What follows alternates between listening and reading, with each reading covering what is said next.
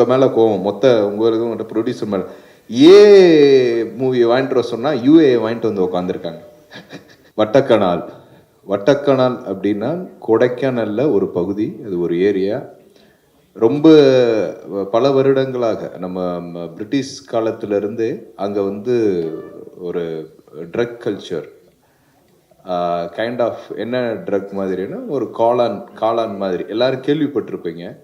So அந்த காளான் மாதிரி ஒரு இதை வந்து ட்ரக், அதை வந்து ஆம்லேட்லேயும் சாப்பிடுவாங்க, எல்லாத்துலேயும் சாப்பிடுவாங்க.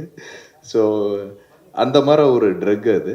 ஸோ அதை பேஸ் பண்ணி ஒரு ஸ்கிரிப்ட் வந்து டைரக்டர் சார் சொன்னார். கதை கேட்டோடனே எனக்கு ரொம்ப நல்லா இருந்துச்சு. இது என்ன, அது ஒரு 25 கோடி 30 கோடியில் எடுக்கணுமே, எப்படி அப்படின்னு கேட்டேன். இல்லை சார், நான் ஒரு பட்ஜெட் வச்சுருக்கோம், நான் ப்ரொடியூசர் சார்ஸ் எல்லாம் ஒரு பட்ஜெட் வச்சுருக்கோம், நாங்கள் அதில் பண்ணிடுவோம் அப்படின்னு. பட் என்னன்னா அந்த கதையோட ஸ்பேஸ் அப்படி எவ்வளோ வேணாலும் ஃபில் பண்ணலாம், அந்த மாதிரி ஒரு கதை. அந்த கதையில் வந்து கதாநாயகனாக என்னோட சின்ன வயசுலேருந்து, எனக்கு 25 வருஷமாக அவனுக்கு தெரியும், எனக்கு துருவ, என்னோட பின்னாடி வீடு அண்ணன் வந்து என்னோட குடும்பத்தில் ஒருத்தர், மனோ அண்ணன். ஸோ அவன் பண்ணுறான், அவன் ஒரு படம் பண்ணும்போது அதோட ரீச், ஃபஸ்ட்டு மூவி எப்படி இருக்கணும் அப்படிங்கிறது, இந்த மாதிரி ஒரு கண்டென்ட் மூவியாக இருந்தால் நல்லா இருக்கும் அப்படிங்கிறத பிளான் பண்ணி அவன் ஃபஸ்ட்டு நடித்து இப்போ வருது. இன்றைக்கி அவனால் வர முடியல, பட் ரொம்ப நல்லா பண்ணியிருக்கான், ரொம்ப நல்லா பர்ஃபார்ம் பண்ணியிருக்கான். டான்ஸில் சரி எல்லாம். ஆனால் அடுத்தடுத்த படங்கள் நீங்கள் தைரியமாக தயாரிக்கலாம். ஸோ என்னோட மனமார்ந்த வாழ்த்துக்கள் அவனுக்கு. இன்னொரு ப்ராடக்ட் வேறு அவர் வீட்டில் இருக்குது, ஸோ அவனையும் நீங்கள் இன்ட்ரடியூஸ் பண்ணலாம். அதுக்கப்புறம் படத்தில் கதாநாயகியாக நடித்த மீனாட்சி, நல்ல ஹீரோயின், எல்லா படத்துலையும் பார்த்துருப்பீங்க. விக்ரம் சாரோடலாம் நடித்தாங்க. இன்றைக்கி அவங்களுக்கு வர முடியல, இந்த ஷூட்டில் இருக்காங்க. ஸோ அவங்க கண்டிப்பாக வந்து ஆடியோ லான்ச்சில் அவைலபிளாக இருப்பாங்க. ஸோ அதை இது பண்ணுவோம். அப்புறம் என் கூட நடித்த நண்பர்கள் என்னை அப்பான்னு கேரக்டர், அது ஒரு பெரிய ஒரு, நான் கேட்டேன் எல்லாம் சொல்லி முடிச்சுட்டு, சார் உங்களுக்கு வந்து 3 பசங்க இருப்பாங்க அப்படின்னு. என்னையா சொல்கிறேன், 3 பசங்களா? நீங்கள் வந்து அப்புறமேட்டு ஒரே ஒரு விஷயத்தில் நான் சாட்டிஸ்ஃபை ஆகிட்டேன். ஒரே விஷயம் தான் சார், நெட்ரிக் அண்ட் ரஜினிகாந்த் மாதிரி கெட்டப் சார் அப்படின்னு. சரிடா, ஓகே, அப்போ ஓகே அப்படின்னு சொல்லிட்டு அவரோட ரஜினி சாரோட கெட்டப்பை ஃபாலோ பண்ணி, அது லுக்கெல்லாம் பார்த்தீங்கன்னா அந்த மாதிரி இருக்கும். பட் அது அந்த அந்த அந்த அந்த ஏரியாவில் இருக்கக்கூடிய ஒரு மலையாள ஷேடு வீசுகிற மாதிரி ஒரு கேரக்டர். ஸோ ரஜினிகாந்த் சாரோட அந்த பேட்டர்னில் எனக்கு முக்கியமாக ஒரே ஒரு விஷயம் வந்து, உங்கள் மேலே கோவம், உங்களுக்கு ப்ரொடியூசர் மேலே ஏ மூவியை வாங்கிட்டு வர சொன்னால் யூஏ வாங்கிட்டு வந்து உட்காந்துருக்காங்க. இந்த படத்துக்கு நான் ஏ படம் அப்படின்னா இட்ஸ் நாட் அபவுட் ஒரு வல்கரோ அந்த மாதிரிலாம் கிடையாது. இந்த படத்துக்கு ஏன் வேணும் அப்படின்னா, இந்த கண்டென்ட் வந்து எல்லாத்துக்கும் போய் சேரணும். It's awareness movie, it's drug culture ஒரு மூவி. அது வந்து இப்போ தமிழக காவல்துறை வந்து அதை ரொம்ப அணுகுமுறை இது பண்ணி சொசைட்டியில் வந்து ட்ரக் பெருசாக இல்லாத அளவுக்கு ஒழிச்சிருக்காங்க. ஸோ அது அவங்களுக்கு ஒரு பெரிய வாழ்த்துக்கள். ஸோ அந்த பேசஸில் வர்ற இது ஒரு மூவி. ஸோ அந்த மூவி வந்து கொடுத்தாங்கன்னா அதுக்கு ஒரு பெரிய இம்பேக்ட் கிடைக்கும் அப்படிங்கிறதான் என்னோட விருப்பம். ஏன்னா கிட்டத்தட்ட ஒரு 2 முக்கியமான சீன்ஸில் ட்ரிம் ஆயிடுச்சு அப்படின்னு சொன்னாங்க. இருந்தாலும் அதை ஓடிடியில் பண்ணிடுங்க. அதை டைரக்டர் விடாதீங்க, எனக்கு அதுதான் கோவம். பரவாயில்லையா, பரவாயில்ல, அதுக்கு உண்டான விஷயங்கள் வந்து மக்கள் அதை ரசிப்பாங்க அப்படின்னு சொல்லி சொன்னேன். ஸோ பரவாயில்ல, ட்ரை. அப்புறம் கேமராமேன் சொன்னார், விச்சு நீ மட்டும் டைமிங் வந்துட்ட, அப்போ நான் டைமிங் வந்தேனா இல்லையான்னு தெரியல.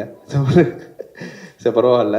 ஸோ ஒரு கேமராமேன் வந்து ரொம்ப ஒரு சின்ன இதுதான். நம்ம டைரக்டர் சார் சொன்ன மாதிரி மத்தியானம் லஞ்சு நான் சாப்பிட்டுட்டு இருக்கும்போது தான் என்கிட்ட வந்து கொடுத்தாங்க. ஸோ நான் இருந்தேன், விச்சு இருந்தான், அதுக்கப்புறம் சரத் இருந்தான், அப்புறம் துருவ் இருந்தான். அப்போ தான் வந்து கொடுத்தாங்க. ஒரு 7 பக்கம் டைலாக் கொடுத்துட்டு வந்து உடனே பண்ணு அப்படின்னு சொன்னோடனே நான் அப்படியே யோசித்தேன், என்ன அது அப்படின்னு சொல்லிட்டு.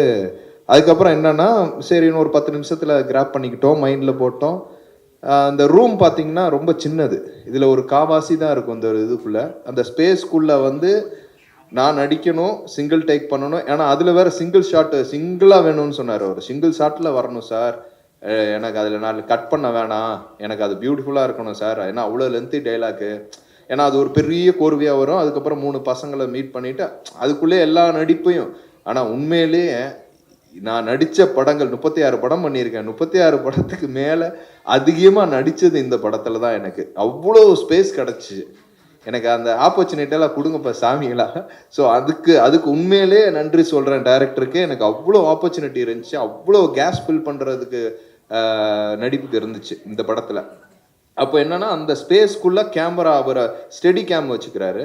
ஸோ ஸ்டெடி கேம் வச்சுட்டு அந்த மூமெண்ட்ஸில் வரணும், நான் நடிக்கணும், அதுக்கேற்ற மாதிரி டைரக்ஷனில் நான் திரும்பணும், ஒரு ஃபோல்டு பண்ணணும், திருப்பி உட்காந்து உங்களோட அழுகணும், எல்லாம் முடிச்சுட்டு கிட்டத்தட்ட ஒரு 8 நிமிஷம் சீனோ 6 நிமிஷம் 9 நிமிஷம் சீனு அதை பண்ணோம். அதை சிங்கிள் டேக்கில் பண்ணிட்டோம். ஏன்னா இன்னொரு தடவை அதை அப்படி பண்ணுற முடியாது. ஆனால் ஓரளவு வந்துச்சுன்னு நினைக்கிறேன். பட் அந்த சீன் ரொம்ப எமோஷ்னலான சீனு, ரொம்ப நல்லா வந்திருக்கு. ரொம்ப கபாலி வச்சுலாம் அவன் சூப்பராக நடிக்கிறவன். அவெல்லாம் ரொம்ப அழகான ஒரு பர்ஃபார்மரு. நம்ம முருகானந்தெல்லாம் சொல்லவே வேணாம். இது ஒன் ஆஃப் த, அதாவது ஒரு இப்போ நாங்கள் அடுத்தடுத்த படத்துக்கு கூட எங்களுக்கு ஒரு டீம் நாங்கள், ஏன்னா அப்படிப்பட்ட ஒரு கலைஞன், கிரியேட்டிவான ஒரு பர்சன் அவர். ஸோ அந்த அளவுக்கு பர்சன்ஸ்லாம் நம்ம கூட இருந்தாங்கன்னா நம்ம நல்ல நல்ல ஸ்கிரிப்டை நம்ம எடுத்து வைக்கலாம். அந்த மாதிரி ஒரு திறமைசாலி. ஸோ அவரோட என்னோட வாழ்த்துக்கள். முக்கியமாக அந்த படத்துக்கு வந்து எனக்கு ஒரு 20 வருஷமாக மியூசிக் டைரக்டருக்கு தெரியும் மாரிஷா.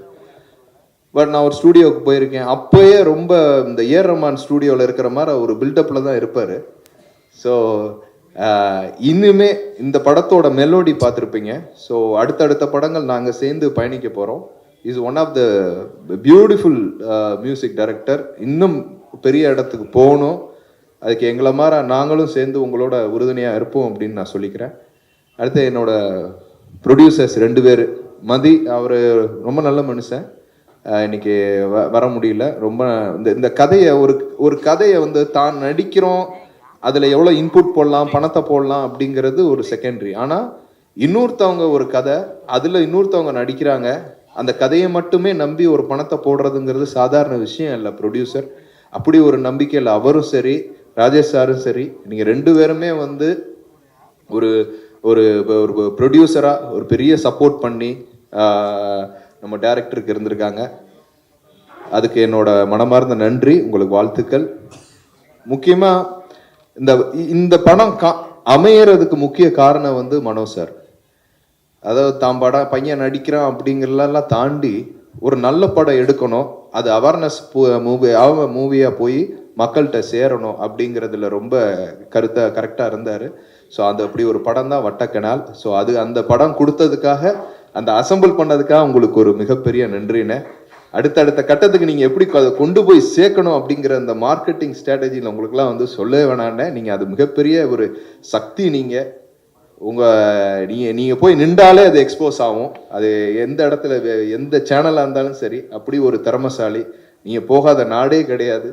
ஸோ அப்படி ஒரு மகா சிங்கர் நீங்கள். ஸோ உங்களோடலாம் பழகிறதுக்கு நாங்கள் கொடுத்து வச்சுருக்கணுண்ணே. நன்றிண்ணே.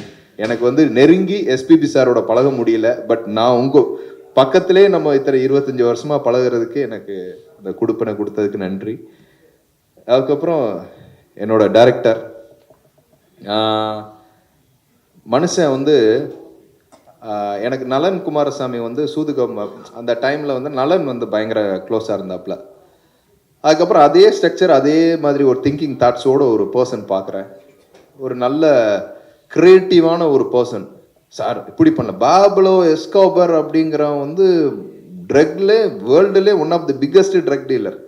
அவன் மியூசிக்கை தான் முக்கால்வாசி பசங்க வச்சுருப்பாங்க. அப்படி ஒரு கதை சொல்கிறாரு. என்ன இந்த கதையை வச்சுட்டு இதெல்லாம் ஹாலிவுட்டில் எடுக்க வேண்டிய படம் எப்படியா கொண்டு வந்து உனக்கு கொடைக்கானலில் வச்சு எப்படி எடுப்ப? இல்லைண்ணே நான் ஃபஸ்ட்டு அப்படின்னு.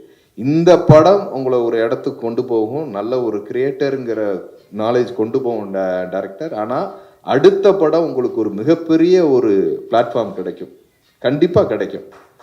அப்படி கிடைக்கலன்னா நான் ப்ரொடியூஸ் பண்ணுறேன், சரிங்களா? ஏன்னா அவரோட ஸ்ட்ரென்த் என்னன்னு எனக்கு தெரியும். அவரோட அதாவது ஒரு மைண்டில் வந்து ஃபிக்ஸ் பண்ணுவாங்க. சரி, அது அது பண்ண முடியாது. 25-30 கோடியே ஃபர்ஸ்ட் ஓப்பனிங்லேயே ஒரு டேரக்டருக்கு அப்படி ஒரு ஆப்பர்ச்சுனிட்டி கிடைக்குமானா கிடைக்காது. இதுவே நல்ல படம். ஒரு 4-5 படம் 5 கோடி ரூபா கிட்ட பட்ஜெட் செலவு பண்ணி பண்ணியிருக்காங்க இந்த படத்தை. ஏன்னா நீங்கள் மேக்கிங்லேயே பார்த்துருப்பீங்க. சாங்ஸ் எல்லாமே விஷுவலாகவும் ரொம்ப நல்லா இருக்கும்.